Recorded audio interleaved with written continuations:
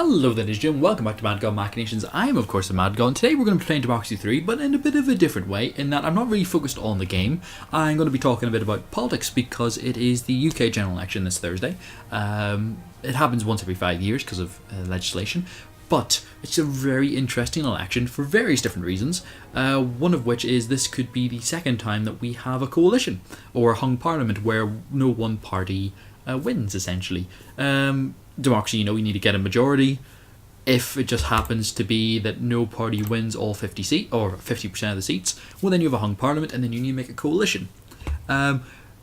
Some people who watch this channel may not be familiar with coalition politics. You might be from the United States, where it's not really going to happen. But the main goal of a coalition is you want to get the most amount of seats from the least number of parties. Just to sort of give a bit of explanation behind that. In that kind of environment where you've got no one party winning, you don't want to have to make deals with hundreds of little small parties, because you'll have to make individual deals with all of them, and they'll all want stuff, and it'll be very hard to kind of keep everybody playing in the same sort of to the same sort of tune. It'll be a lot more difficult. It will be tricky. Tricky is sort of the really the really basic way to explain it, I suppose, is the way I'm looking for. Now, obviously, our current coalition is the Conservative Party and the Liberal Democrats, because the Conservatives were the biggest party last time and the Lib Dems were the third party. There were other combinations available.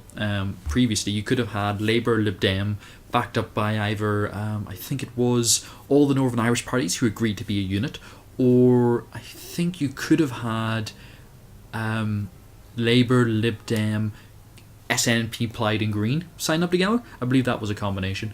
But that's a lot of parties. That's like, yeah, you're over the 4-party mark there. It's going to be quite tricky to do anything most of the time. This time round, however, it's quite different, because you do have the smaller parties for various different reasons. One, Labour and Conservatives haven't really been able to make proper headway during the last 5 years. Ed Miliband maybe hasn't been as effective as he could have been, or maybe the Tories were just really good at keeping him down. The Tories have been kind of, although they've done well quite economically for the UK, they just haven't been able to, because they have been held back by the Lib Dems in that kind of sense from going full Tory. So they haven't really been able to make that massive push. So that some actually predictions put them equal at about 250 odd seats, which isn't great, to be honest. The other problems that they have is the other small parties are now using this time where the Lib Dems, who have actually went into government for the first time, are hemorrhaging votes. Labour aren't that popular, Conservatives aren't that popular. There's a lot of tensions, a lot of sort of I got a cute bit of surplus, well done me. Just noticed that there now. I was like, oh yay. You do have that kind of stuff coming into play, a lot of different various tensions, and for some of them, damn, I forgot how to count. I ran a political balls.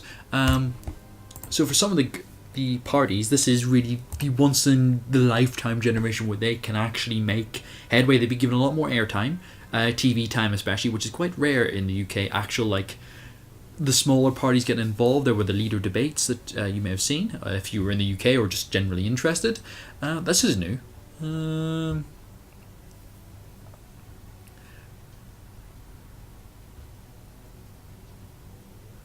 Even change is wide open.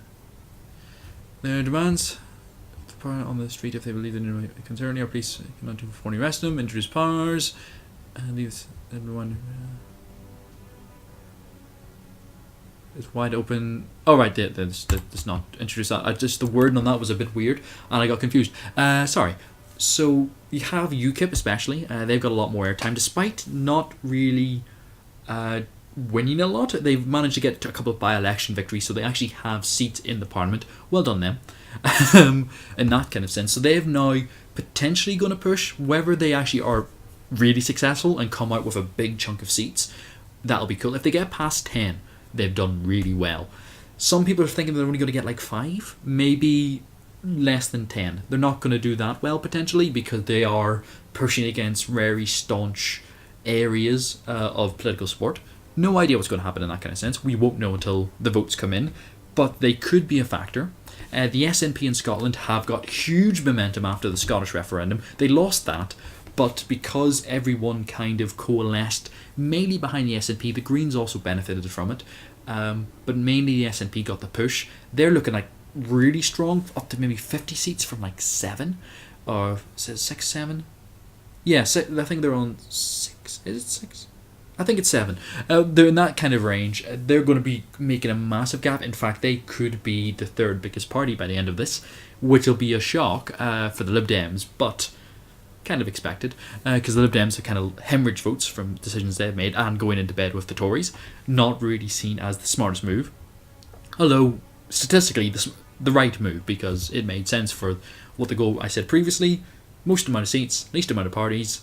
Tories, Lib Dems made a coalition, had the majority. That's all they needed, and the rest, as they say, is history. So what we may be seeing is some various different factors coming up. From the nationalist perspective, you do have the SNP, as I mentioned, going to be quite big. You also have their, you could say, partners in the Welsh nationalists, Plaid Cymru. They're only predicted to take 2-3 seats. So whether they actually make any gains, we'll be lucky if they do. Let's put it that way. I wouldn't be surprised if they came back unchanged. The Green Party as well has made a lot more. They've been given a lot more time, really, and airtime, and much more, given a bit more credibility, you could say. They did a lot of voters, a lot of members during the Scottish referendum. They did reasonably decently in the leaders' debate. You may disagree.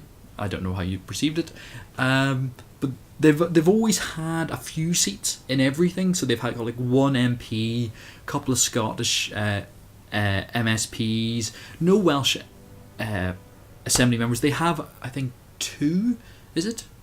1 or 2 Northern Irish MLAs. So they've always had a few. This could be the moment where they actually get something more. Maybe not that much, but they may actually, along with the SNP and Plaid, they're all kind of close and they're all kind of a unit. We'll all remember the group hug if you saw that picture.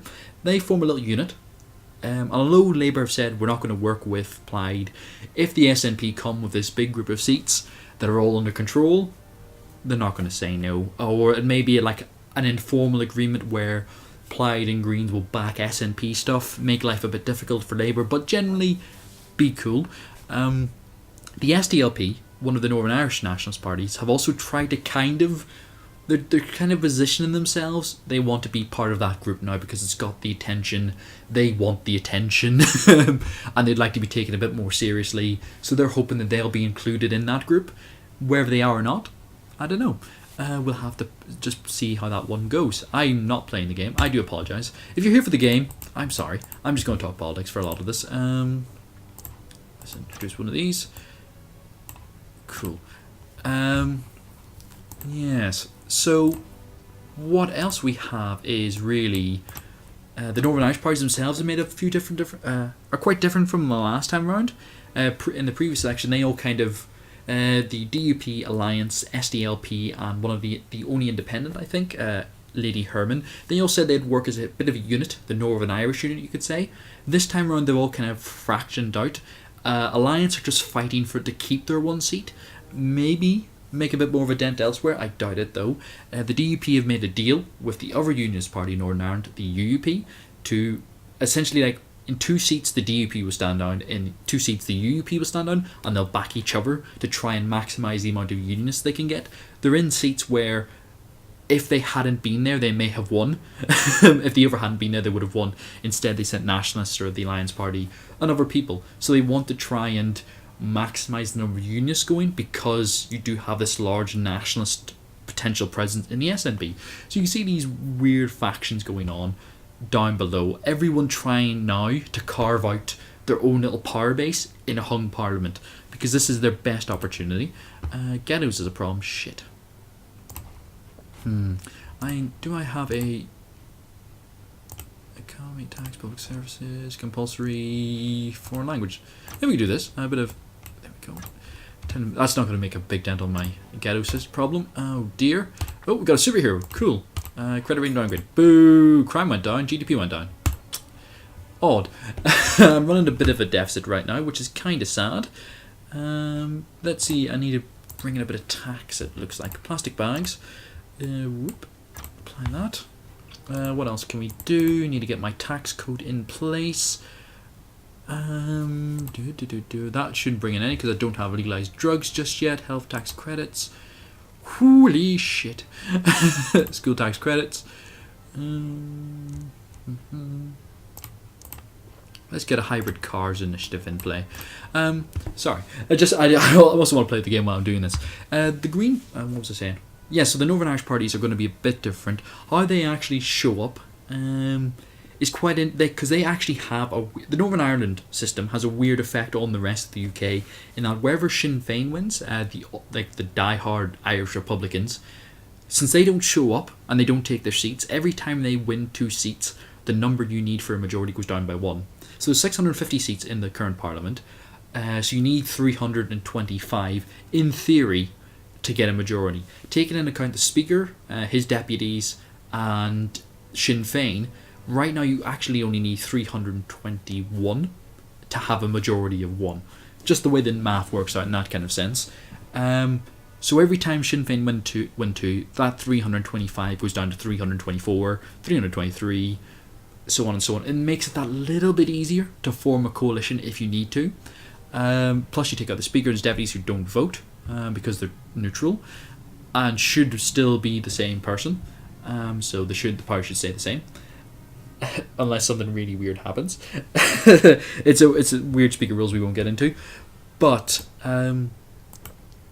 so really the big parties, Labour and Conservatives, who are likely one of them has to be in the coalition because it's just physically impossible without one of them. Right now they're actually predicted to be quite close, which will be really interesting if they're like bang on the same number of seats, because then they'll be like, okay, this is a race to form a coalition. Whoever comes up with one quickest gets it. If the predictions, I think it's about 257.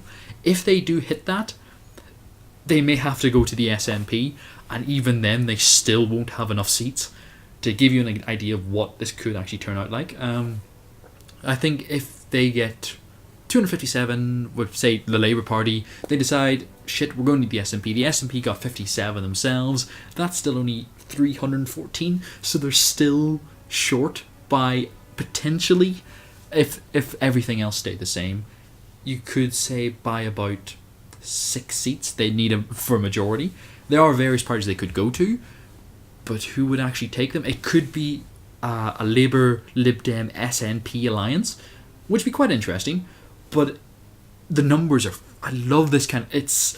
For me, I love hung parliaments because you do get these weird kind of combinations. You got to see what everyone's going to do a deal with, and they can actually bring amazing benefits. People sort of think, but that's not one party. Is it really? And they kind of complain about it. The Irish economy, the Republic of Ireland, they for the last couple of decades have had coalition politics. One really small party, the Progressive Democrats, were really market orientated. They were all about... They were just really good in like economics. Thanks to them, they're one of the big factors in how the Republic of Ireland's economy sort of went shite to quite good. If it wasn't for the credit crash, they would have actually still been pretty good, I think. But because of the credit crash, it all went to tits up and they sort of got wiped out because everyone went, it was your fucking fault, we weren't prepared for this. It wasn't really, but the entire government took a kick in and they just happen to only have like 4 seats. So small parties can have a big impact. Like currently the UK hasn't seen full Tory, but whoops, my phone's being dramatic, I do apologise. You do have all the benefits of the economic benefits of having a Conservative government with the social benefits of having the Lib Dems, and it's kind of taking the best of both worlds. So now the parties can go, well, you're probably right on the economics in certain degrees. Other places they're terrible, and the Lib Dems are like, oh yeah, we should do this, and because it's a good idea, I can see where you come from, but let's just tone it down a little, okay? And you do get these nice sort of compromise politics. It's good, and I don't like the way the parties have approached it though, because the UK parties are quite at that level, are quite unused to doing coalitions. In local government, much more common. In the devolved assemblies, a bit more of a thing. But when it gets to Westminster, they go a bit fucking Fruit Loopy. It's like, I won't do deals with these people, blah blah. And it's like one of the most easy allies they have.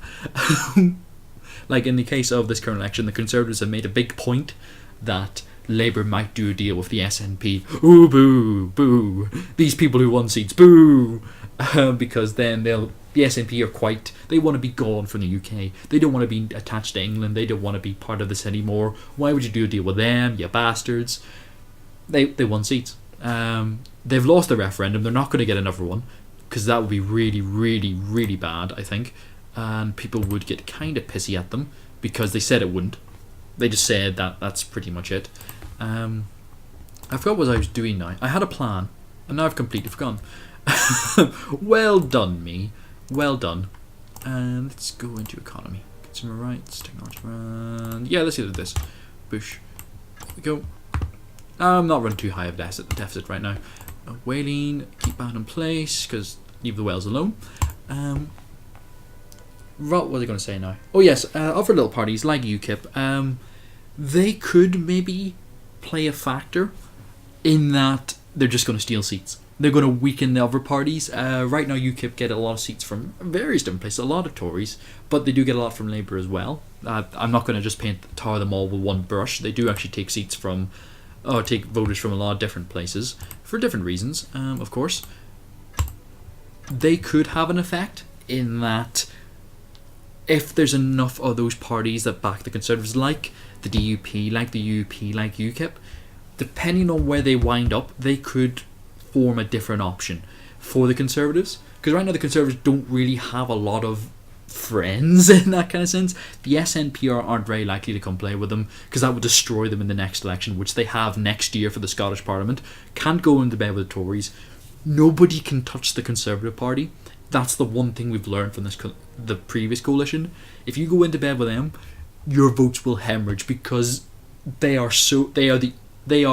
the opposition to most of the other parties. It's quite bizarre in that kind of sense. But any party that goes in with the Conservatives, bar the Lib Dems at this point, and on the left hand side, not the right hand side obviously, on that kind of side of the spectrum, are in trouble. SNP, Plaid Cymru, Greens, Labour, very unlikely to, but you could have a grand coalition, who knows. If any of those parties throw their lot in with the Conservatives, they've lost their vote. They're just shooting themselves in the foot. And next year, I do believe, is the Scottish Parliament elections, the Welsh elections, and the Northern Irish elections. So if you're in bed with the Tories, you're in for a bit of a kicking, I think. The DUP don't need to worry so much about it, because they're actually they're in the same kind of playground as the Tories a lot of the time on certain issues. The UP used to be in a coalition with the Tories, so it's not a big stretch for them to join in.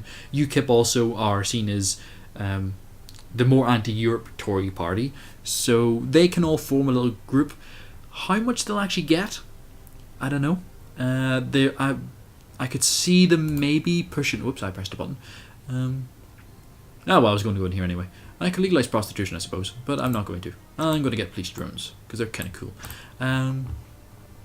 You could see a party of maybe, like a grouping of maybe 15 seats that would back the Tories, whether as in a full coalition, which is unlikely, but in like a supply agreement for a minority government. It's options. A lot of them have said, weirdly, that they're not going to join in. Like the DUP said, we're probably not going to join a coalition, but we'll happily do a deal to protect, like, boost people up on really important shit like no confidence votes and budgets. Yeah, they'll give you votes. Anything else is on a play-by-play basis or case-by-case basis, however you want to play it. And it's really interesting. What we could actually see is just so many bizarre combinations depending on how just little votes go. How good do the SNP do? How bad do the Lib Dems do? Do the Greens make a dent, or do they just kind of get buried? Do UKIP actually make that progress? How the Northern Irish parties actually play out, because we could see a lot less nationalists this time around, a lot more unionists, if their plans go the way they hope. Will the Welsh nationalists actually make any ground? It's unlikely, but they could try. Will they benefit from being associated with the SNP? Maybe. They're still kind of weak, but are parties playing the short game now, and they want to get those seats in Westminster, or are they hoping to benefit down the line from knowing where all their support is? Who knows? There's a big data treasure trove for smaller parties in Westminster elections, because you can sort of see how strong your vote is in certain locations, and you can sort of target to yourself down the line. Wow, I'm talking incredibly quickly. I do apologise. I'm just excited. This is a political week. It's gonna be awesome. On demand. We'll do this. Hang on. Religious. There we go. I have insufficient capital. Balls. Never mind. I'll just wait this turn. Media backlash. No. Sad faces. Crime went down though. How am I lowering crime and still the press is having a go at me? The dicks. The alcohol's going down. Vigilante mobs will soon be gone. Organised crime will soon be gone. Ghettos is still a thing, but that will hopefully go down with these thingies. Asthma slowly coming out of play. That's awesome to see. My economy's getting more competitive. Good to know. My technological backwater also improving. My homelessness is still a problem. Shit. My budget, my tax right now is also kind of crap. Let's get one of these in. Cool. That's not going to bring in a lot of money, but it's something to help. Vertical farm subsidies. Let's do that then. Whoop. Apply. There we go. She's not happy. Organised crime is gone. Hooray! Credit rating down. Boo! How are those two tied? Oh, bloody hell. So, yeah, it's going to be really interesting. If anybody says after the general election, though, and if you're reading anything about it, and they say, oh, these hung parliaments, they don't have a democratic mandate, just slap them. Not really. But you know what? It's like, it's one of these really stupid things that I saw after the last one, where people going, oh, the Tories and Lib Dems, they don't have a democratic mandate to... They do.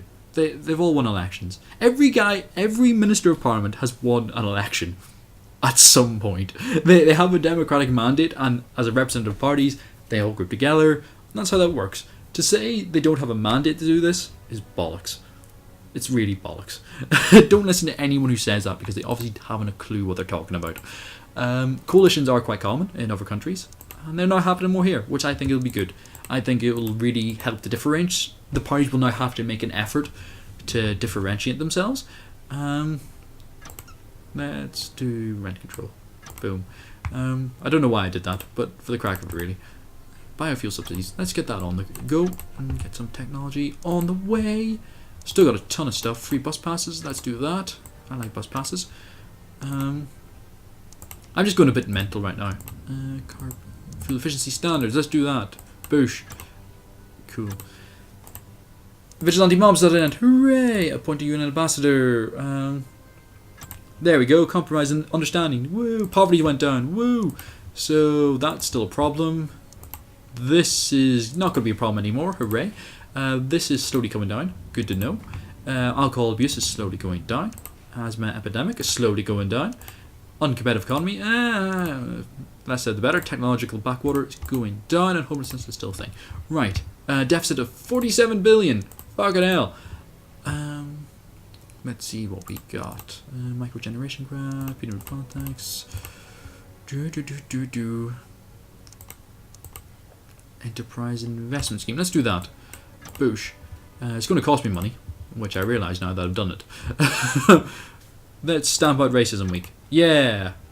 Racism. Let's get rid of it. I'm really saying yeah, racism. Never a good plot. Capitalist plot. Damn. They can afford the best of the assassins. Crime has just dropped off the face of the earth. That's good to see. That's going down. That's going down. That's going... the asthma is coming back, actually. That's surprising. Let's get a tourism ad campaign. I like tourism. There we go. It will be quite interesting. Sorry, I've now focused back on the game rather than talking politics. I can't keep track of myself. It's horrible. But there are coalition politics quite interesting. Really, from the small party perspective, I think a sort of goal in my mind that I've given them is to hit 25 seats.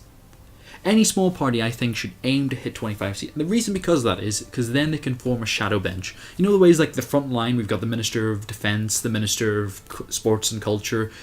all those little ministers, foreign secretary, home secretary. There's about 20, depending on like the exact makeup. It can vary depending on reshuffles. You have about 22 to 25 of those. If you have 25 members of parliament, you can form a shadow bench, pretty much. And I think any group of parties or a single party should always aim for at least 25, because then you can have somebody dedicated to one department to challenge them, which is pretty good. You have somebody, like the media knows to go talk to that person. They're an MP, they have power, they're actually a person. Let's put in diversity quotas. I don't like them, but fuck it. It's popular at the moment, so why not? Telecommunication initiative also popular. Let's do that. I'm playing popularism now. Failed assassinate attempt. Bloody hell. My security services need to get money. Police force up maximum. Crime, violent crime, police drones, cool. Intelligence services. Alright, spy network level. Hopefully I won't die now. Failed assassination attempt. Jesus Christ. A lone sniper with a high-tech rifle. Bloody hell. I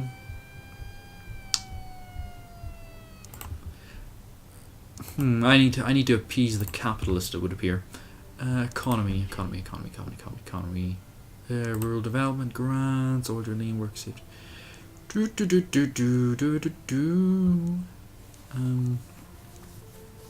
Mandatory micro generation.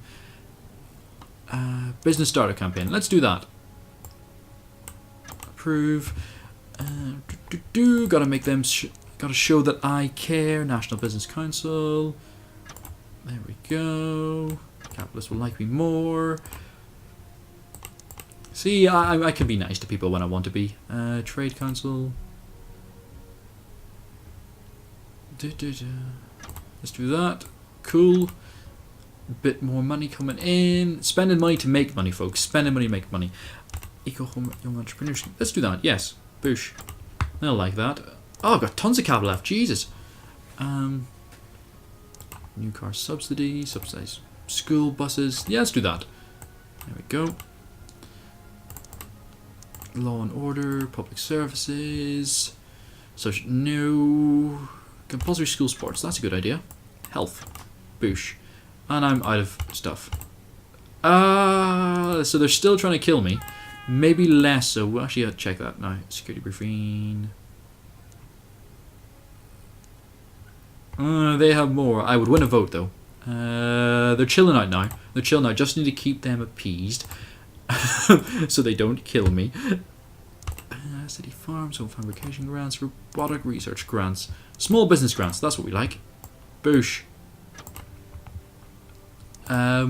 Yeah, so really, it should be quite interesting, I find. I think it'll be a really interesting week from a political perspective. I don't know what else I should talk about. There's probably other issues I will think up as I'm playing away. But yeah, what are any of you in the UK? Are you planning to vote? You don't need to say who you're going to vote for, but what issues have like sort of got your attention? What do you think of the possibility of a hung parliament? What do you think of coalition politics in general? Just let me know what you think, really. I've probably said quite a bit, and I've probably talked a lot of nonsense. But when we come back, we will talk a bit more. So thank you very much for watching. I've, of course, been Madgod. It's been MadgodMachinations playing Democracy while talking a bunch of nonsense. I will see you all next time, and bye-bye.